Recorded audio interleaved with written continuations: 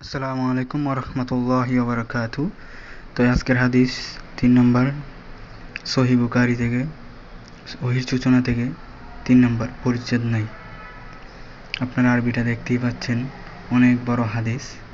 তো আমি প্রত্যেকটা ভিডিওতেই বলার চেষ্টা করি যে যারা মুফতি আলেম ওলামা আছে, বড় বড় শায়েখ, তাদের কাছ থেকে জেনে নেবেন সঠিক কিনা সহিহ কিনা।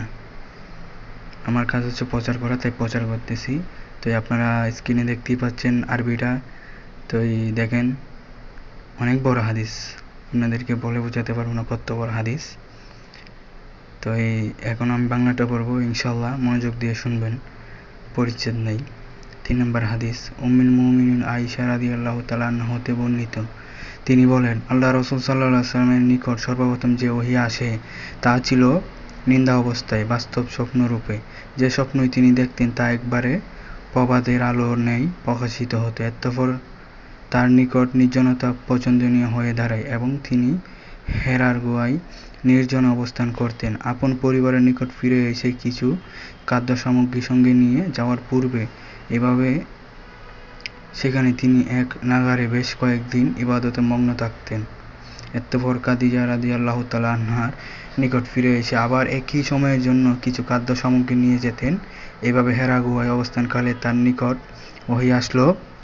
তার নিকট ফেরেশতা এসে বলল, পাঠ করুন। আল্লাহ রাসূল সাল্লাল্লাহু আলাইহি ওয়াসাল্লাম বললেন, আমি বললাম, আমি তো পড়তে জানি না। তিনি রাসূল সাল্লাল্লাহু আলাইহি ওয়াসাল্লাম বললেন, অতঃপর সে আমাকে জড়িয়ে ধরে এমনভাবে চাপ দিল যে আমার খুব কষ্ট হলো। অতঃপর সে আমাকে ছেড়ে দিয়ে বলল, পাঠ করুন। আমি বললাম, আমি তো পড়তে জানি না। সে দ্বিতীয়বার আমাকে জড়িয়ে ধরে এমনভাবে চাপ দিল যে আমার খুব কষ্ট হলো। অতঃপর সে আমাকে ছেড়ে দিয়ে বলল, পাঠ করুন। আমি উত্তর দিলাম, আমি তো পড়তে জানি না। আল্লাহ রাসূল সাল্লাল্লাহু আলাইহি ওয়াসাল্লাম বললেন, অতঃপর তৃতীয়বারে তিনি আমাকে জড়িয়ে ধরে চাপ দিলেন।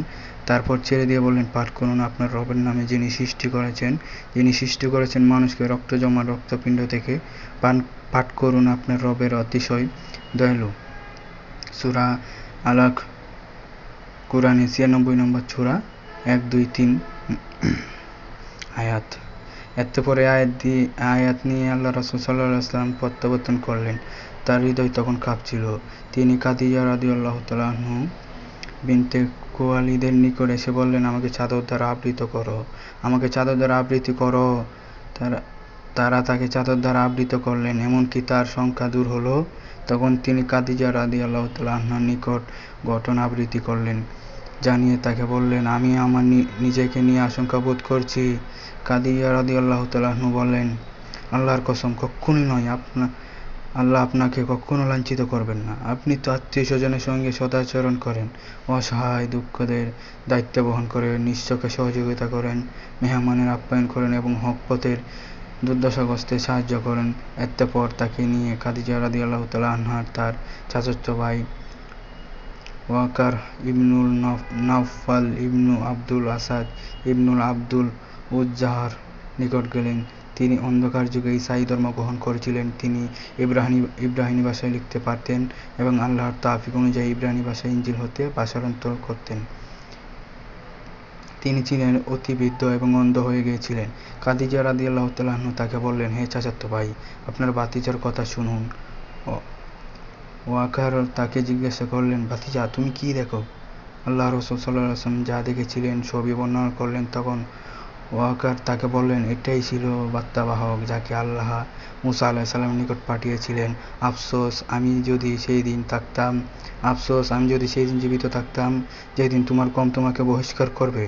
আল্লাহ রাসূল সাল্লাল্লাহু আলাইহি ওয়াসাল্লাম বললেন, তারা কি আমাকে বের করে দেবে? তিনি বললেন, হ্যাঁ, তুমি যা নিয়ে এসেছো অনুরূপ ওহী কিছু যিনি নিয়ে এসেছেন তার সঙ্গেই বৈরিতাপূর্ণ আচরণ হয়েছে। যেদিন যদি আমি থাকি তবে তোমাকে জোরালোভাবে সাহায্য করব।